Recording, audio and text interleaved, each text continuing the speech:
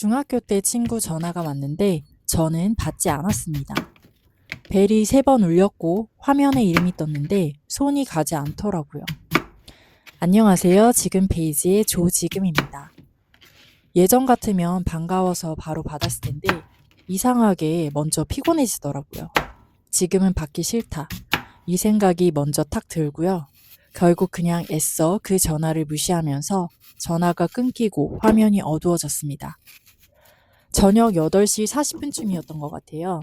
싱크대 물기 닦은 행주를 널고 식탁 위에 남은 반찬을 작은 통에 옮겨 담고 아이 학원비 빠져나갔다는 문자 확인하고 남편이 오늘 일이 늦어진다고 보낸 톡에 답장 보내고 그제서야 소파에 잠깐 등을 붙인 시간이었습니다.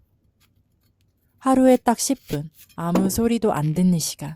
그때 전화가 울렸습니다. 이름을 보니까 교복 입고 매점에서 떡볶이 나눠 먹던 얼굴이 같이 떠오르더라고요. 체육 시간 끝나고 운동장 스탠드에 앉아 시시콜콜 쌌떨던 우리. 2교시 끝나고 맨날 도시락 까먹던 우리. 그 시절엔 친구가 전부인 줄 알았죠. 같이 울고 같이 화내고 하루에 통화 3번은 기본이었으니까요. 돈도 없었고 책임감도 없었고 시간은 넘쳐났고 체력도 남아 돌았던 시절이었죠. 그런데 지금은요. 전화 한 통이 반갑다기보다 무슨 얘기를 해야 하지가 먼저 떠오릅니다. 사는 얘기, 아이 얘기, 남편 얘기, 사는 동네 집값, 노후 준비. 결국 어디선가는 비교로 흐를 걸 알아서요. 제가 그렇습니다. 사는 게 팍팍하니 여유가 없어집니다. 시시콜콜한 이야기 후 밀려오는 허무함이 있어요.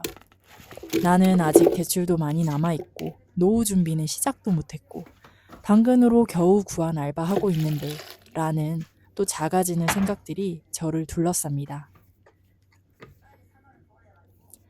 그 친구는 어떤 삶을 살고 있을지 혹시 더 여유로운 표정으로 살고 있지는 않을지 괜히 마음이 먼저 계산기를 두드리더라고요.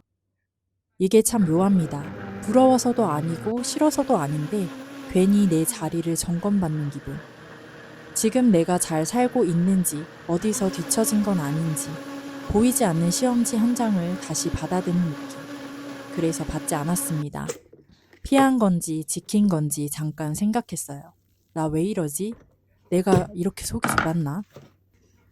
우리는 늘 모든 관계를 유지해야 한다고 배우잖아요. 오래된 친구는 더 소중히 해야 한다고. 끊기면 내가 차가운 사람인 것처럼 느껴지기도 하고 연락 안 하면 예의 없는 사람 같기도 하고요. 그런데요, 지금 제 하루는 생각보다 빡빡합니다. 아침 6시 기상, 아침에 먹을 것 준비, 청소기 돌리고 세탁기 돌리고 이불 개고 아이들이 많은 학원을 다니진 않기에 아이들 수학 영어는 직접 봐주고 있습니다. 이렇게 흘러가는 하루 속에서 에너지는 유한하다는 걸 너무 잘 알게 됐습니다. 젊을 때는 시간이 무한한 줄 알았는데 지금은 체력이 먼저 바닥납니다. 사람 만나는 자리 한 번 다녀오면 다음날 오전이 통째로 날아가요. 누군가를 억지로 만나고 불편한 대화를 이어가고 괜히 잘 살고 있는지 확인받는 자리까지 가는 건 생각보다 큰 체력 소모입니다. 예전엔 사람을 잃는 게 두려웠다면 지금은 나를 잃는 게 더 두렵습니다. 하루를 버티듯이 살고 싶진 않거든요. 남는 시간에 괜히 마음 쓰고 돌아와서 괜히 나갔나 후회하는 저를 만들고 싶지 않았습니다. 그렇다고 친구가 필요 없다는 건 아닙니다. 다만 모든 관계를 다 붙잡고 있을 수는 없다는 걸 이 나이가 되니까 인정하게 됩니다. 관계도 시간처럼 선택의 문제더라고요. 기분은 흔들려도 관계의 방향은 내가 정합니다. 그 문장이 떠오르니까 전화벨이 멈춘 뒤에도 마음이 요동치진 않았습니다. 대신 묘하게 차분해졌어요. 그 시간에 저는 휴대폰을 내려놓고 20분 뛰었습니다. 집에서 운동하겠다고 워킹패드 하나 마련했거든요. 처음 5분 걸을 땐 계속 생각이 맴돌았고 뛰기 시작하고 숨이 조금 가빠지면서 생각이 줄어들었습니다. 뛰다 보니 정리가 되더라고요. 내가 진짜 지키고 싶은 건 많은 사람이 아니라 지금 내 생활 리듬이라는 걸. 그리고 운동 끝나고 씻고 자기 전 통장 출금 내역과 잔액을 다시 확인했습니다. 이번 달도 어김없이 스쳐가는 월급을 보면서 현재의 내 자리와 상황을 확인합니다. 묵묵하고 담담하게요. 현재를 잘 살아가고 미래를 준비하는 것. 요란하지 않아도 꾸준해야 마음이 덜 흔들리니까요. 우리는 30대엔 관계가 자산인 줄 알았고 40대엔 시간이 자산이라는 걸 배우고 50대엔 결국 체력과 태도가 남는다는 걸 알게 되는 것 같습니다. 돈이 많으면 여유로울 줄 알았는데 시간이 없으면 아무 소용이 없었고 시간이 있어도 체력이 없으면 또 아무 소용이 없더라고요. 그래서 저는 요즘 사람 숫자보다 에너지 잔고를 봅니다. 오늘 내가 쓸 수 있는 마음의 예산이 얼마나 되는지. 비교는 자꾸 고개를 듭니다. SNS를 열면 더 그렇죠. 누구는 여행, 누구는 새집, 누구는 성공한 아이 이야기. 예전엔 그걸 보면 마음이 급해졌다면 지금은 한 발 떨어져 보려고 합니다. 비교는 방향을 점검하는 도구일 뿐 제 정체성은 아니니까요.